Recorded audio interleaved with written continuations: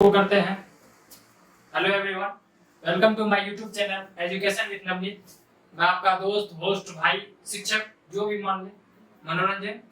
ठीक, सॉरी, मेरा नाम मनोरंजन है और हम हिंदी का संपूर्ण निचोड़ के साथ हर एक चैप्टर का मेन टॉपिक उठा कर और सही ऑब्जेक्टिव बना के मैं आप लोगों के बीच साझा कर रहा हूँ। आप लोग से एक निवेदन है कि मेरे चैनल को सब्सक्राइब करें और अंगूठे का निशान जरूर दबाएं। चलिए हम लोग शुरू करते हैं आज का फर्स्ट हिंदी चैप्टर जो है श्रम विभाजन और जाति प्रथा, जिनके लेखक डॉक्टर भीमराव अंबेडकर जी हैं। चलिए हम स्टार्ट करते हैं।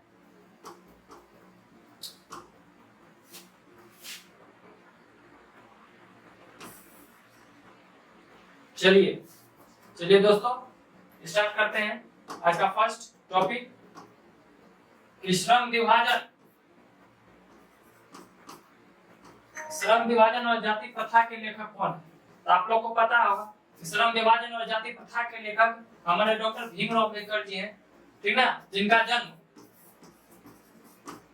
जन्म कब हुआ था? 14 अप्रैल 1891 को, ठीक, और मृत्यु हुआ था 1956 में। कहाँ हुआ था? ये दिल्ली में हुआ था मृत्यु। और जन्म कहाँ हुआ था? महू जिला जो है मध्य प्रदेश।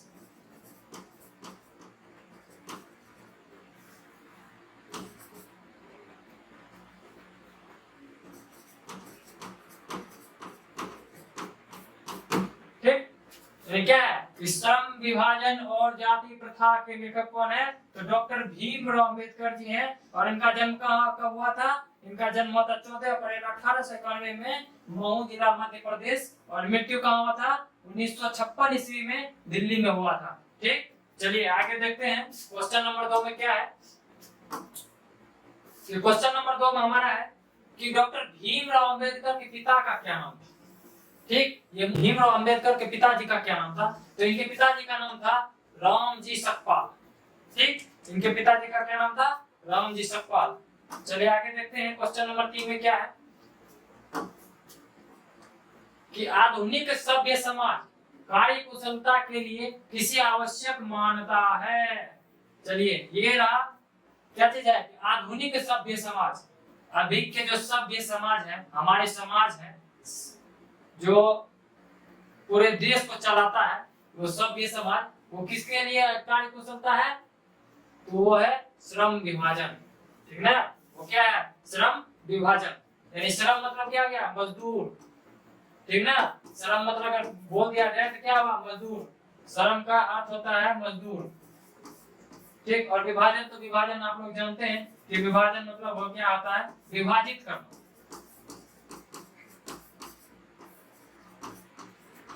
ठीक, चलिए क्वेश्चन नंबर 3 की तरफ देखते हैं क्या है। क्वेश्चन नंबर 3 में क्या बताया है कि जाति प्रथा भारत में बेरोजगारी का एक कारण बनी हुई है। ये क्या बता रहा है कि जाति प्रथा, यानी अभी के समय में आप देखिएगा तो हमारा देश गुलाम है। अंग्रेज से छुटकारा पाना ये आजादी नहीं हुई, अभी भी हमारा देश क्या है? गुलाम है। और एक कड़ी, यानी जो रस्सी जो होता है ना, उसमें जकड़ा हुआ है जो हमारे जाति प्रथा है। जाति प्रथा को लेकर हम लोग बहुत सारे विज्ञापन भी देखते हैं। कोई भी वैकेंसी या सेंट्रल लेवल पर कोई जॉब आए या स्टेट लेवल पर कोई भी जॉब आए तो क्या है? वह बांटता है। SC ST वाले के लिए इतना सीट है, OBC वालों के लिए इतना है, EWS वालों के लिए इतना है। आरक्षण पहले दे दिया जाता है। ये क्या है? ये जाति प्रथा को दर्शाता है। और ये क्या है कि जाति प्रथा भारत में बेरोजगारी का एक कारण बनी हुई है। वो क्या है? प्रत्यक्ष है और प्रमुख दोनों है। यानी प्रमुख भी है और प्रत्यक्ष भी है। ठीक ना, प्रत्यक्ष और प्रमुख दोनों है। ये क्या है कि जाति प्रथा क्या भारत में बेरोजगारी का एक कारण है।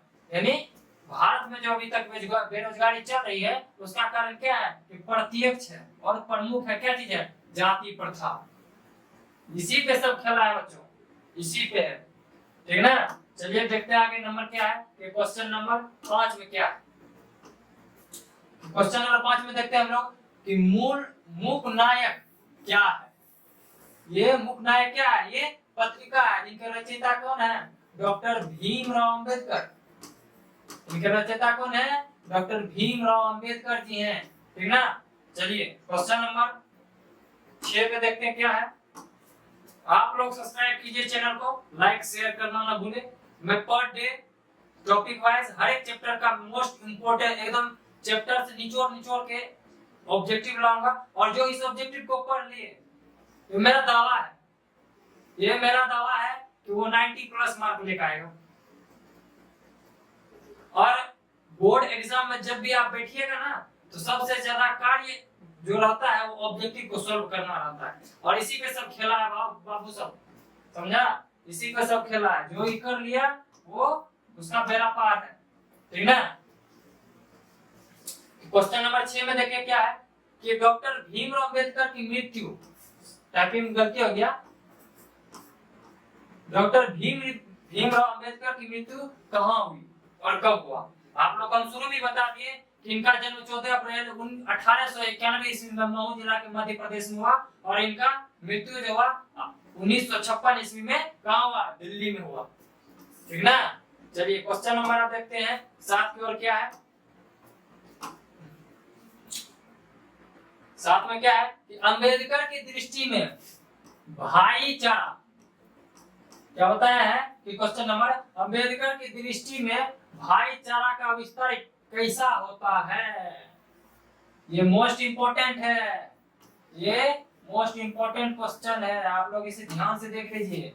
क्वेश्चन में देखिए क्या बता रहा है कि अंबेडकर की दृष्टि में भाईचारा कैसा होता है। तो भाईचारा कैसा होता है कि हम लोग भाई के साथ रहते हैं, एकदम घुल मिल के रहते हैं, खाएंगे साथ में, सोएंगे साथ में, क्या है जैसे कि पानी और दूध का मिश्रण।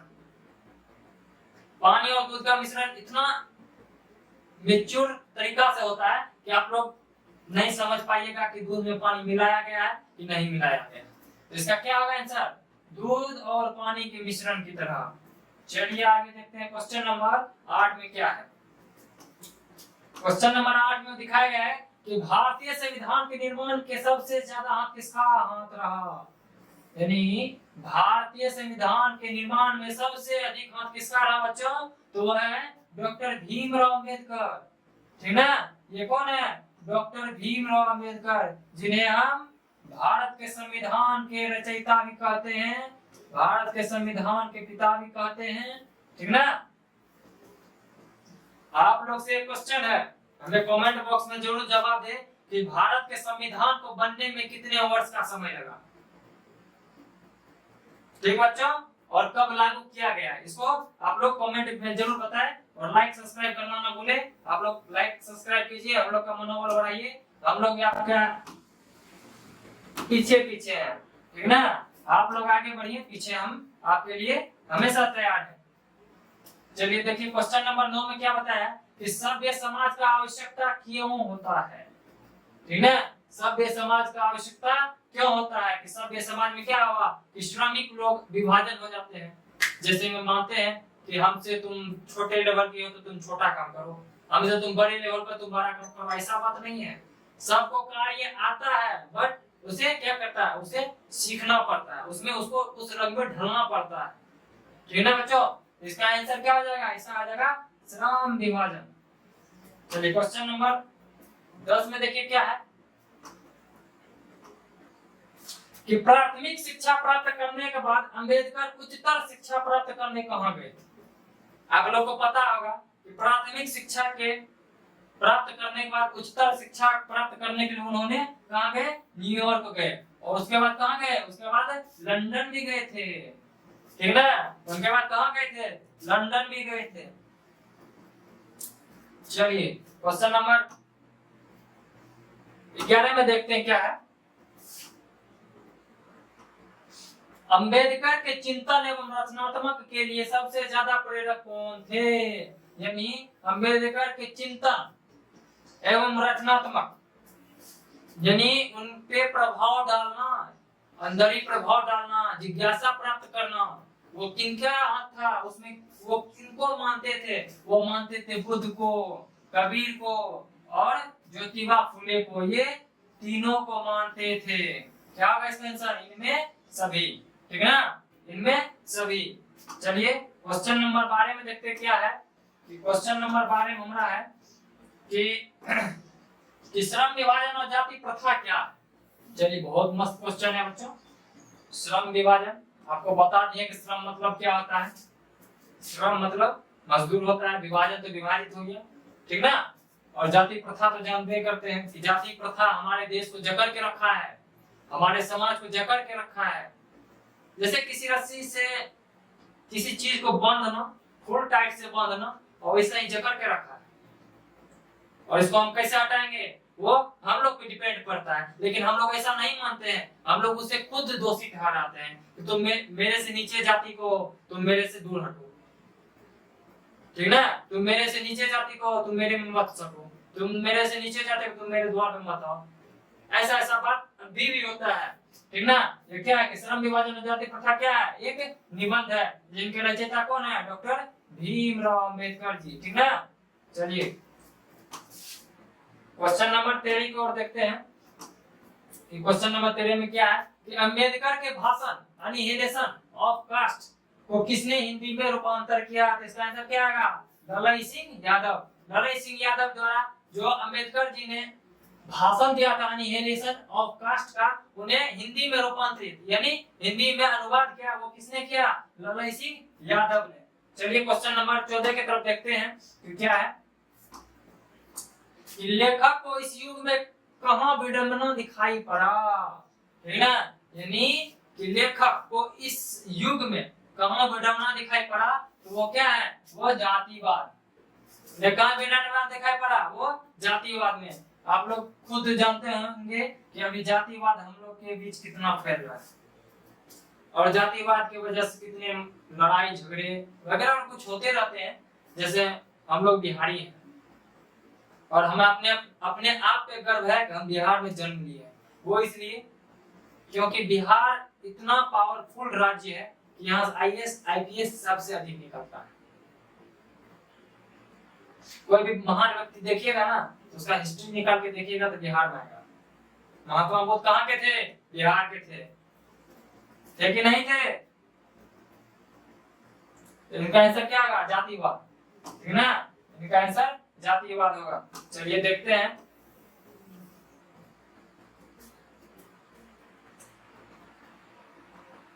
क्वेश्चन नंबर 15 में क्या है कि डॉक्टर भीमराव अंबेडकर ने पीएचडी की उपाधि कब धारण किया। तो बच्चों इसका आंसर होगा 1916 ईस्वी। क्या होगा, 1916 ईस्वी में पीएचडी का धारण किया, यानी उन्हें क्या मिला, पीएचडी की डिग्री मिली। कब मिली, 1916 ईस्वी में। और इनका निधन कब हुआ, 1956 ईस्वी में, ठीक ना। 1956 ईस्वी में क्या हुआ, इनका निधन हुआ। ठीक, चलिए देखते हैं आगे क्वेश्चन नंबर 16 में क्या है। क्वेश्चन नंबर 16 में है कि लेखक बेरोजगारी का एक प्रमुख और प्रत्यक्ष कारण किसे मानता है। बेरोजगारी का प्रमुख और प्रत्यक्ष कारण किसे मानता है भाई, जाति प्रथा को। इससे पहले भी एक क्वेश्चन आया था, हमने खुद बताया था। इससे पहले भी एक क्वेश्चन आया था कि विडंबना जो होता है कि सबसे ज्यादा किससे होता है, भारत में बेरोजगारी का किससे होता है, जाति प्रथा, ठीक ना। चलिए इसका आंसर हो जाएगा आप लोग का, इसका आंसर होगा जाति प्रथा। चलिए क्वेश्चन नंबर 17 में देखिए क्या है।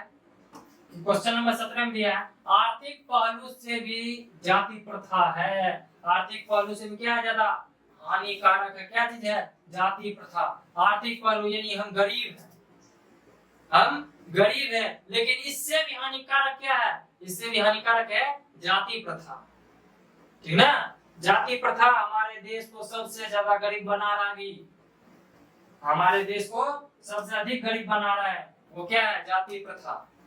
चलिए क्वेश्चन नंबर 18 में देखते हैं कि डॉक्टर भीमराव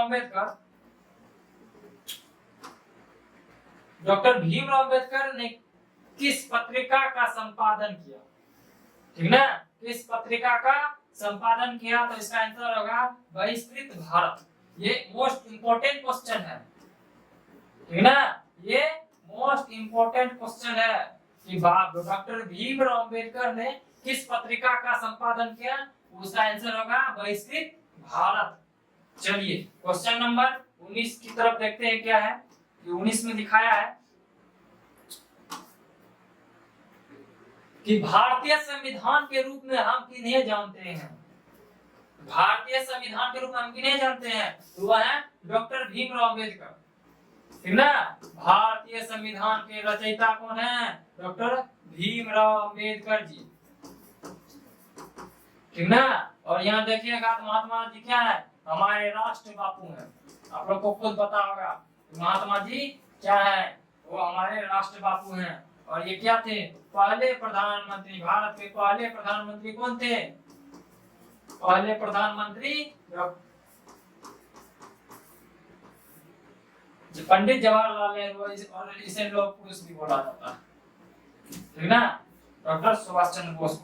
चलिए देखते हैं कि क्वेश्चन नंबर हमारा लास्ट चल रहा है। क्वेश्चन नंबर 20 में क्या बताया है। क्वेश्चन नंबर 20 में बताया है कि डॉक्टर भीमराव अंबेडकर का जन्म कहाँ हुआ था। ये मोस्ट इंपोर्टेंट है, ये इंपोर्टेंट क्वेश्चन है बच्चों, इसे आप लोग रट लीजिए, जुआ पे वोट पे ले आइए। जो हमने पढ़ाया आप उसे पूरी तरह से रट लीजिए, और इस बार पूरा एकदम दावा के साथ बोलना, एकदम जोश के साथ बोलना है। इस बार 90 प्लस लाएंगे हिंदी में, और वो कैसे लाएंगे, वो मनोरंजन सर से पढ़ के हम लाएंगे। मोस्ट इंपोर्टेंट क्वेश्चन है आप लोगों के लिए कि डॉक्टर, ठीक, और इसका आंसर कहाँ है, मऊ मध्य प्रदेश, जो कि हमने आपको पहले ही बताया था कि 14 अप्रैल का हुआ था बच्चों,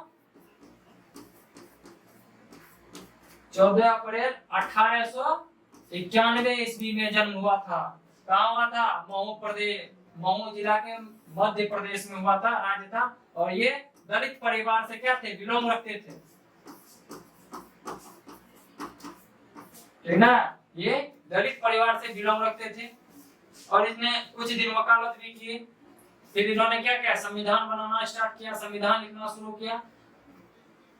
और आज हमारा भारत देश जो है वो इन्हीं के संविधान, जो ये संविधान लिखे थे और इन्हीं के संविधान पे है आज हमारा भारत देश आर्थिक रूप से मजबूत है, एकदम खुशहाल जिंदगी के साथ भारतीय निवासी जी रहे हैं, ठीक ना।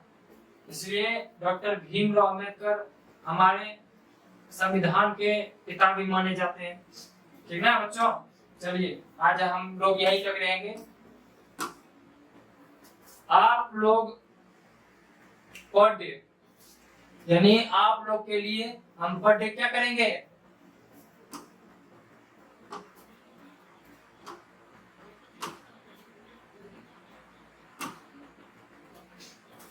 आप लोग के लिए पर डे हम,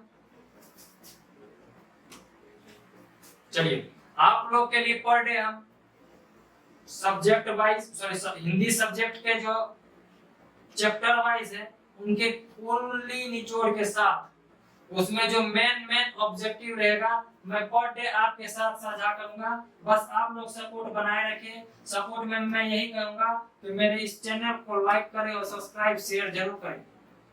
एकदम जोश के साथ बोलना है। इस बार हम क्या है कि बोर्ड एग्जाम में 90 प्लस मार्क कैसे लाए, तो 90 प्लस मार्क आपको कैसे लाना है, ये वो हमारे मनोरंजन सर से पढ़ के लाना है। हिंदी को क्या करना है, छक्का छुड़ा देना है, ठीक ना, तो इसको छक्का छुड़ा देना है। और फुल जिम्मेवारी मेरा है, बस आप लोग फुल सपोर्ट कीजिए और अच्छी तरह से पढ़ाई कीजिए, बाकी का जिम्मेवारी मेरी है, बस आप सपोर्ट बनाए रखें। चलिए आज के लिए बस इतना ही। और एक इम्पोर्टेंट बात बता दूं कि आप लोग का जो कुछ ग्रामर भी रहता है, लगभग 20 से 25 क्वेश्चन, 20 क्वेश्चन के आसपास ग्रामर होता है। उस ग्रामर का हिंदी व्याकरण जो है उनका हम फुल्ली निचोड़ के साथ ऑब्जेक्टिव सब्जेक्टिव जितने भी हैं, ठीक ना, वो हम एक मैराथन में लाएंगे, ठीक ना। वो क्या लेंगे, मैराथन में हम एक दिन आप लोग का मैराथन लेंगे, ठीक। और उस मैराथन में आप लोग का हिंदी व्याकरण का कंप्लीट सॉल्यूशन के साथ एकदम विस्तारित के साथ उसे खत्म करना, ठीक ना। चलिए बच्चों आज के लिए इतना ही। आप लोग ऐसे ही बनाए रखें शुभ प्यार। चलिए।